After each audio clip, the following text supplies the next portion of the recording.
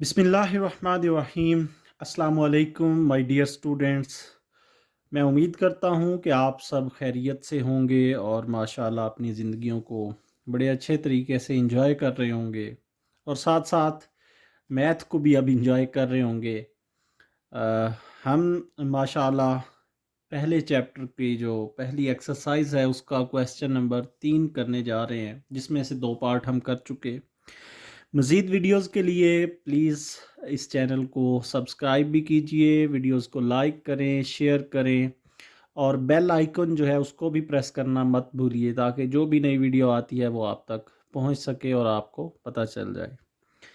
तो आज हम करने जा रहे हैं जी क्वेश्चन नंबर जो 1 है उसका तीसरा पार्ट। वो हमारे पास क्या है, हमने किस तरीके से करना है, कंप्लीटिंग स्केयर का तरीका हम कर रहे हैं। और ये क्वेश्चन नंबर हमारे पास है जी 3, कंप्लीटिंग स्केयर जिसे हम तकमील मुरब्बा कहते हैं। अगर आपने लास्ट लेक्चर सुना है तो उसमें हमने कुछ स्टेप्स की बात की कि सबसे पहला स्टेप जो हमारे पास होगा वो हमने क्या करना है कि x की 2 के साथ जो भी वैल्यू है उसको हमने ख़त्म करना है। उसको ख़त्म करने का तरीका क्या होगा, जो भी यहाँ पे वैल्यू है उसको हमने पूरी रकम को उस वैल्यू पे तकसीम कर देना है। तो हम लिखते हैं 11 पर तकसीम करने से ये आ जाएगा हमारे पास 11 x की 2 बटे में आ गया 11 माइनस 34 बटा 11 x जमा 3 बटा हो गया 11 इक्वल टू 0। अब अगर हम इससे नेक्स्ट स्टेप पे चलते हैं तो ये 11 से 11 ख़त्म हो गया, तो ये हमारे पास आ जाएगा जी x की 2 माइनस 34 बटा 11 x जमा 3 बटा 11। तो ये था हमारे पास सबसे जो फर्स्ट स्टेप है कि हमने x की 2 के साथ जो भी हिंसा है उसको ख़त्म करना है। सेकंड स्टेप में हमने बात की थी कि सेकंड स्टेप ये होगा कि जो भी हमारे पास जो कांस्टेंट है, ये वाला जो तीसरी रकम है, इसको हमने शिफ्ट करना है दूसरी साइड पे। तो ये आ जाएगा जी x की 2 माइनस 34 बटा 11 x इक्वल टू आ जाएगा, ये जमा का 3 बटा 11 है, उस साइड पे जाके माइनस का 3 बटा 11 हो जाएगा। उम्मीद करता हूँ कि यहाँ तक आपको बहुत अच्छी तरह से क्लियर हो चुका होगा। और जो तीसरा स्टेप था वो हमारा कंप्लीटिंग स्केयर के हवाले से था। मेन जो थर्ड स्टेप है उसमें मैंने आपको बताया था कि जो भी वैल्यू आपके पास यहाँ पे x के साथ होगी उसको आपने यहाँ पे रफ अमल में लिख लेना है 34/11 और उसको किस से आपने मल्टीप्लाई कर देना है 1/2 से। 1/2 से आपने इसको मल्टीप्लाई कर देना है। अगर हम देखें तो ये कटता है 2 एक बार और 2 7 बार 14, 2 एक बार 2 हो गया, एक कैरी आएगा, 2 7 बार 14 यानी 17 2 बार 34 होता है, आप सब जानते हैं ये। तो ये हमारे पास इसका जो आंसर आ रहा है वो आ रहा है जी 17/11। इसका ये जो हमारे पास रफ अमल है, इन दोनों चीज़ों को हल करने से हमारे पास आंसर क्या आ गया 17/11। तो मैंने आपको बताया कि जो ये आंसर आएगा इसका स्केयर आपने इस साइड पे भी ऐड कर देना है और दूसरी साइड पे भी। तो यहाँ हम लिखेंगे कि 17/11 का मुरब्बा दोनों तरफ जमा करने से ये हमारे पास बन जाएगा जी x की 2 माइनस 34/11 x जमा का 17/11 का स्केयर हो गया हमारे पास, और बराबर आ जाएगा -3/11 जमा 7/11 17/11 का स्केयर। तो ये हमारे पास बन गया 17/11 का स्केयर। जी, तो अब हम क्या कर लेते हैं कि इस रकम को और इस रकम को इकट्ठा लिख लिया x, और अलामत हम वो लगाएंगे जो यहाँ पे सेंटर वाली रकम के साथ होगी। क्योंकि यहाँ पे क्या है माइनस, तो यहाँ पे भी आ गया माइनस, ये आ जाएगा x माइनस 17/11 और उसका होल का स्केयर। होल का स्केयर क्योंकि ये दो रकमें हैं, जो मैंने पहले आपको बताया था कि a जमा b का जो है वो स्केयर किसके इक्वल आता है हमारे पास, a जमा b का स्केयर वो होता है पहली का स्केयर जमा 2 पहली ज़रब दूसरी जमा जो दूसरी का स्केयर। फार्मूले को इस तरह ही याद करें हमेशा। बहरहाल उस इसकी क्लोज फॉर्म ये बनती है, अगर यहाँ पे माइनस आ जाए तो फिर ये यहाँ पे -2 आता है, तो वही -b का जो है वो स्क्वायर हो जाता है। अब हम इस दूसरी साइड को यहाँ पे सॉल्व कर लेते हैं। उसको सॉल्व कैसे करते हैं, इक्वल टू आ जाएगा जी -3/11 और जमा 17 जो है उसका किसका स्क्वायर है, आ जाएगा हमारे पास 289 यानी और बटे में 11 का जो स्क्वायर होता है वो होता है 121। तो अगर हम इसको मज़ीद अब सॉल्व करते हैं तो ये आ जाएगा जी x-17/11, इसका आ गया होल का स्क्वायर इक्वल टू आ जाएगा, इसको हल कर लें 121 एलसीएम आ रहा है।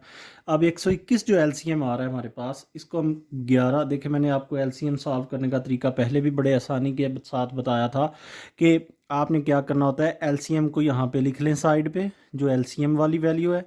अब इस रकम की दफ़ा इसके नीचे वाले हिस्से से आपने इसको तकसीम कर लिया, ये जो आंसर आएगा आपका 11 बार 121 होता है, जो आंसर आता है उसे आप ऊपर वाली रकम से ज़रब देते हैं। 11 ज़रब नफ़ी का 3, ये आ जाएगा -33 और 121 को 121 पे तकसीम करें तो एक आंसर आता है और एक को 299 से ज़रब देंगे तो ये 289 ही रहेगा। ये आ जाएगा एक्स नफ़ी 17/11 सारे का स्क्वायर इक्वल टू, ये हम अगर माइनस करते हैं तो बचता है 256 जमा का, क्योंकि जमा का हिस्सा बड़ा है, बटे में आ गया 121। अब जब भी हम क्या करते हैं कि हमने स्क्वायर को ख़त्म करना हो तो हम लिखते हैं टेकिंग स्क्वायर रूट, यानी कि जज़र लेने से। दोनों साइडों पे हम क्या करते हैं, जज़र ले लेते हैं। ये आ जाता है एक्स नफ़ी 17/11, इसके स्क्वायर का यहाँ पे जज़र इक्वल टू 256/11 का 121 का जज़र। तो अगर हम जज़र लेते हैं तो हमें पता चलता है कि ये जो स्क्वायर है ये इसके जज़र से ख़त्म हो जाएगा और अब रह जाएगा सिर्फ एक्स नफ़ी 17/11, और जब जज़र इस साइड पे लेंगे तो जमा तफरीक यानी जमा नफ़ी का आंसर आएगा, और ये 256 जो है अगर आप कैलकुलेटर से भी इसका जज़र लेते हैं तो ये क्या आएगा जी 16/121 जो है उसका जज़र क्या होता है 11। तो अब एक दफ़ा हम ये कर लेंगे कि एक्स नफ़ी 17/11 जो है ये इक्वल टू है 16/11 के, और एक दफ़ा हम इसको माइनस की रकम के बराबर रख लेंगे, 17/11 इक्वल टू आ जाएगा माइनस का 16/11। अब इस रकम को हम उस साइड पे ले जाते हैं तो ये आता है 16/11, ये इधर माइनस हो रहा है उधर जाके प्लस 17/11, इसका एलसीएम आ जाएगा हमारे पास 11। 11 एक बार 11 होता है तो 1 ज़रब 16 16, इसी तरह 1 ज़रब 17 17, ये आ रहा है हमारे पास 16 जमा 17 करें तो 33/11, जो कि आ जाएगा 11 3 बार होता है हमारे पास 33। अगर दूसरी साइड को हम देखते हैं तो ये आ जाएगा x is equal to minus का 16/11 जमा का 17/11, क्योंकि ये माइनस है उधर जाके प्लस हो जाएगा। इनका एलसीएम 11, एक बार 11, एक ज़रब नफ़ी का 16, नफ़ी 16 आ जाएगा। यहाँ पे भी 11 एक बार और एक ज़रब 17 17, यानी ये हमारे पास आंसर आ जाएगा जमा का 1/11। तो ये है हमारे पास इसका आ जाएगा जी सॉल्यूशन सेट, जो कि आ गया 3 और जमा 1/11, यानी कि अगर जमा की अलामत हम नहीं भी लगाते तो उससे कोई ख़ास फ़र्क हमारे पास नहीं पड़ता।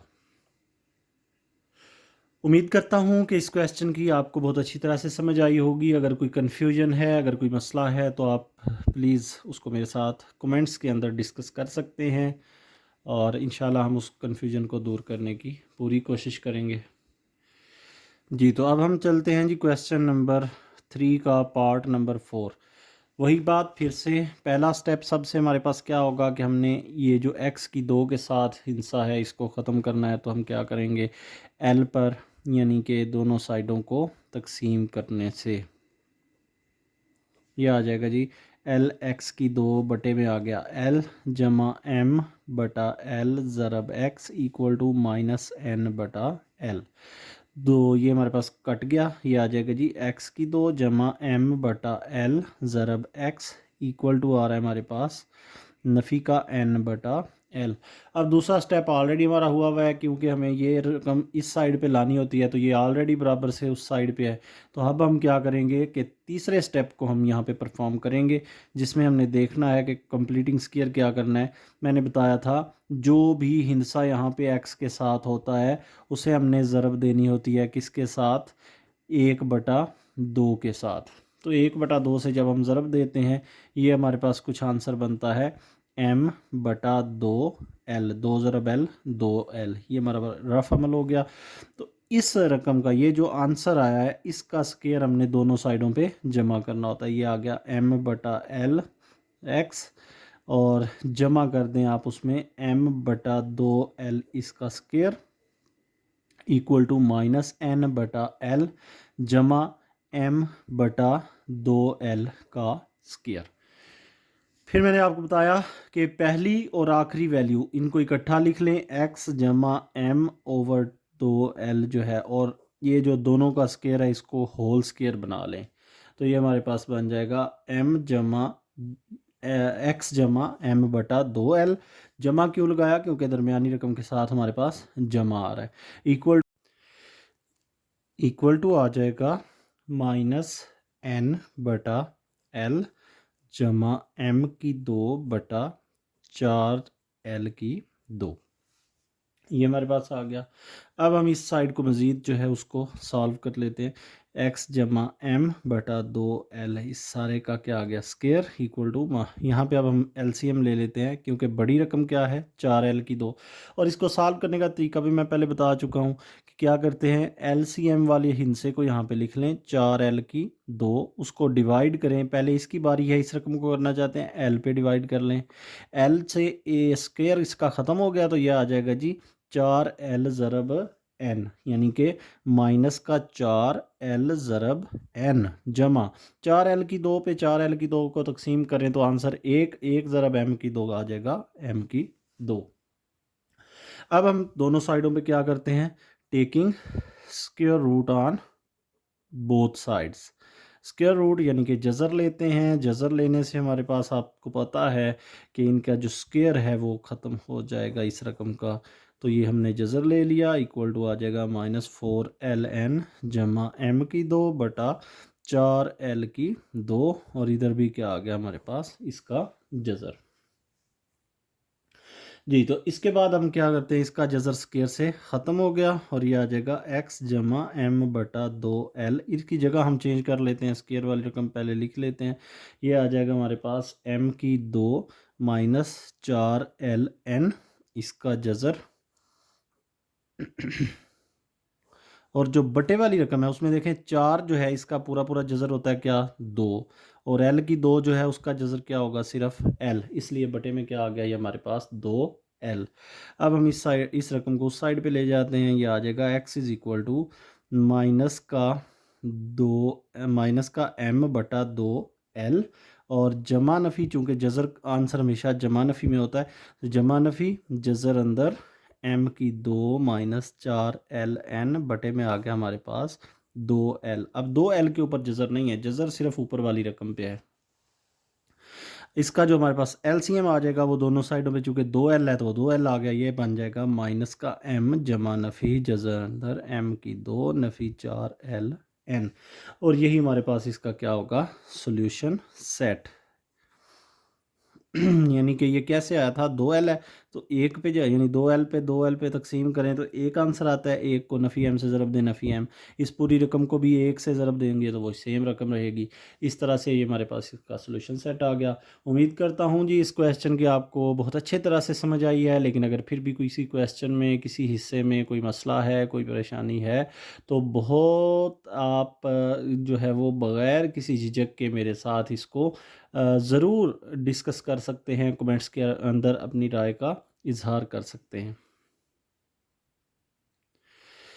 इसके बाद हम क्वेश्चन नंबर 3 का जो पार्ट 5 है उस पे चलते हैं। फिर से वही पहला स्टेप 3 पर हम इसको तकसीम करते हैं। यहाँ पे आप लिखेंगे 3 पर तकसीम करने से ये आ जाएगा 3x की 2/3 जमा 7/3x और इक्वल टू 0/3, जो कि आपको पता है 0 ही होता है, उसका कोई ख़ास फ़र्क नहीं होता। तो ये आ जाएगा जी 3 3 से ख़त्म हो गया। अब बाकी आ गया x की 2 जमा 7/3 x इक्वल टू 0।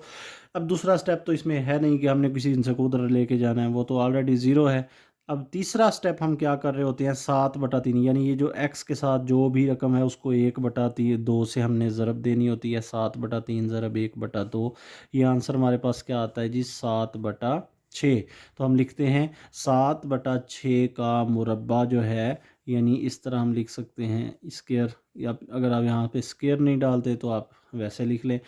ये स्क्वायर जो है यह मुरब्बा दोनों तरफ जमा करने से ये आ जाएगा हमारे पास x की 2 जमा 7/3 x जमा 7/6 का मुरब्बा ये आ गया, और इधर भी 0 जमा 7/6 जो है उसका स्क्वायर हो जाएगा हमारे पास।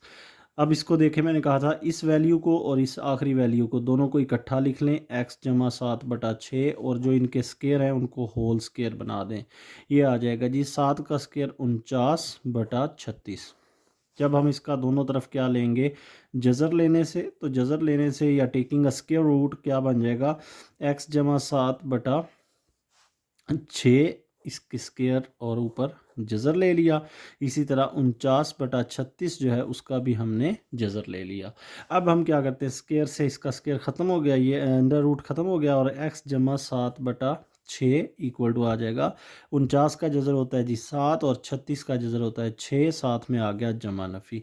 एक दफ़ा जमा कर लें, एक दफ़ा माइनस। x जमा 7/6 इक्वल टू है 7/6, या x जमा 7/6 इक्वल टू हो जाएगा उधर -7/6।